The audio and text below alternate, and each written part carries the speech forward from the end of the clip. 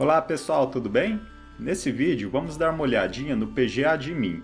Esse será o nosso primeiro contato na ferramenta de administração de banco de dados. O que vocês devem saber sobre o PGAdmin? Primeira coisa, quando a gente instala o Postgres, vocês têm que saber que ele é um servidor de banco de dados. Isso significa que o seu computador vai operar todo o mecanismo e procedimento de gerenciamento de um banco de dados. E o PGAdmin, ele é um utilitário que vai nos auxiliar a fazer a gestão desse banco de dados.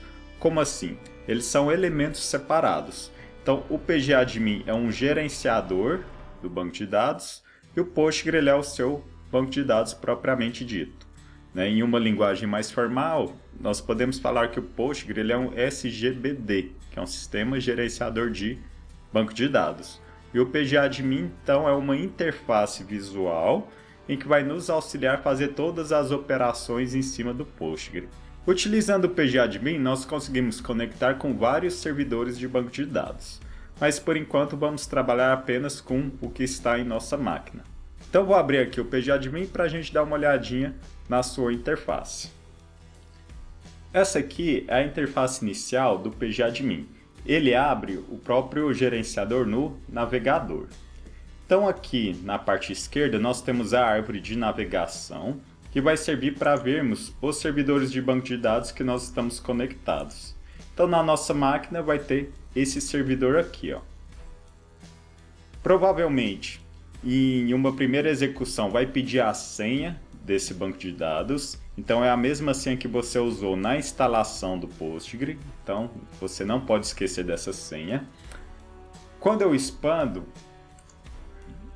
o meu elemento aqui do banco de dados, eu tenho aqui a lista de bancos de dados que estão nesse servidor de banco de dados. É até interessante, né? Nós temos um serviço de banco de dados e dentro desse serviço temos vários bancos de dados sendo gerenciado por esse serviço. Beleza? Então, de início, nós temos o primeiro banco de dados, que é esse Postgre.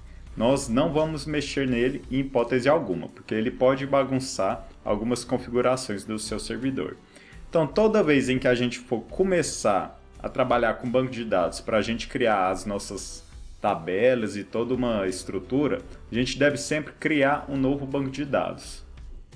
Como é que a gente faz isso? Então, em cima de Databases, eu posso clicar com o botão direito do mouse, vou aqui em Criar Database. E aqui eu posso dar um nome para o nosso database. Eu posso chamá-lo, por exemplo, de supermercado. Vamos supor que eu estou trabalhando com um banco de dados referente a um supermercado específico. Fazendo isso, eu posso clicar em salvar, que ele vai ser criado e exibido aqui.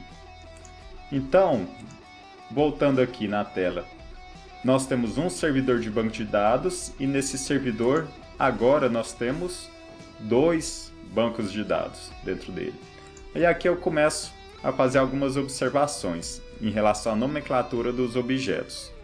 No Postgre é boa prática a gente trabalhar o nome dos objetos sempre com letras minúsculas. Aí nós não podemos utilizar acentuação, nem espaço e nem caracteres especiais. Então, a gente tenta sempre deixar tudo com letras minúsculas. Se for algum nome composto, eu posso utilizar o underline para fazer a separação desse nome. Eu vou criar um outro banco de dados aqui, ó. Vou chamar ele de Projeto Escola. Então perceba que eu coloquei o underline para separar o nome deles. Então aqui eu tenho a lista dos bancos de dados que estão no nosso servidor local. Aí a segunda característica do banco de dados é a seguinte: as tabelas ficam dentro de bancos de dados. Então, por exemplo, esse banco supermercado tem as suas próprias tabelas e esse banco projeto escola também tem as suas respectivas tabelas. Então, a organização de um servidor de banco de dados é feita dessa maneira. Então, a gente não precisa ficar misturando tabelas de contextos diferentes no mesmo banco de dados. A gente usa essa estrutura para fazer a organização. Então, onde é que ficam essas tabelas? Sempre quando eu crio um banco de dados, eu tenho aqui o elemento esquemas E por padrão eu já tenho um esquema que é chamado público. Então eu posso ter essa organização, ter um banco de dados e vários esquemas. Nós vamos utilizar nos estudos da nossa disciplina sempre o esquema público. E dentro deles eu tenho as tabelas. Então até o momento não foi criado nenhuma tabela no supermercado. Eu vou fazer a criação de uma tabela aqui, só para a gente chegar na nossa estrutura de objetos. Segunda coisa, como que eu faço a execução de comandos no nosso banco de dados? Isso já vai ser tema das próximas aulas. Então, para adiantar, eu vou clicar aqui com o botão direito e vou em Query Tool. Aqui é o espaço onde eu vou redigir os nossos comandos para fazer a criação de elementos. Então isso você não precisa saber agora, só para a gente ilustrar o nosso exemplo. Então eu vou criar uma tabela chamada produto. Vou fazer uma coisa bem simples. Produto vai ter apenas o nome do produto. Só isso.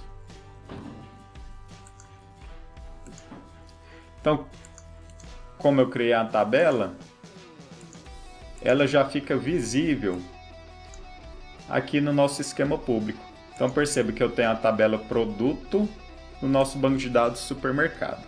Então é dessa forma que a gente vai trabalhar durante o nosso curso de banco de dados. Tudo bem? Então é isso, pessoal. Um grande abraço e até o próximo vídeo.